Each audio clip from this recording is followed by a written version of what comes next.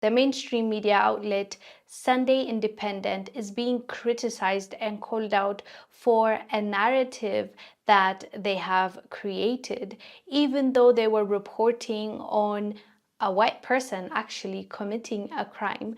It shows in their picture, on their thumbnail, it insinuates or it shows a black woman, which is the arresting officer, as like the actual criminal. Because if you don't click on it and actually read the story, you won't get that from their thumbnail, because that thumbnail only shows the faces, not necessarily the lady arresting the man. In the picture that you're looking at right now, the story, the headline is "Evidence Seized in Durban Child Porn Raid Shows Suspect Allegedly Planned to Rent Out Young Boys for Favors." And in the picture, you can see the arresting officer's face, but since they haven't uploaded the full image, what you see is her face, and you would think, scrolling on social media, that this lady committed that crime, even though this lady is the one that is arresting the criminal.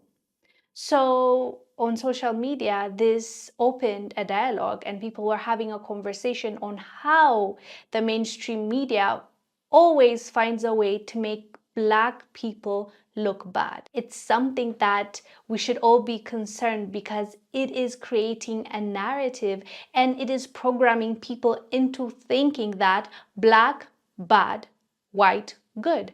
Because even when the stories revolve around white people committing a crime, they find a way to put a Black lady in front of our face as the image and not really elaborate and show us the full image of what is really happening behind the scenes. Because if you see the full picture, you can get the full picture. But if someone deliberately hides that picture from you, there's no way of you finding out what the true story is. And that's how we've been bamboozled. We've been bamboozled for many years now. It's just now that we're waking up, we're realizing that these things happen for a reason, and we have to be vigilant. Otherwise, we are going to be programmed into thinking that bad is good and good is bad. And that's how so many people are falling for this and believing this false narrative about themselves.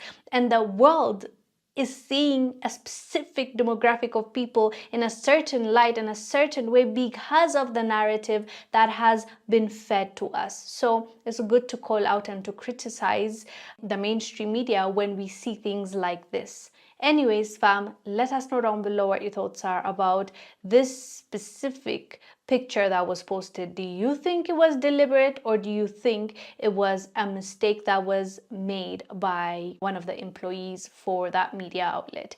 I am Wongel Zelalem.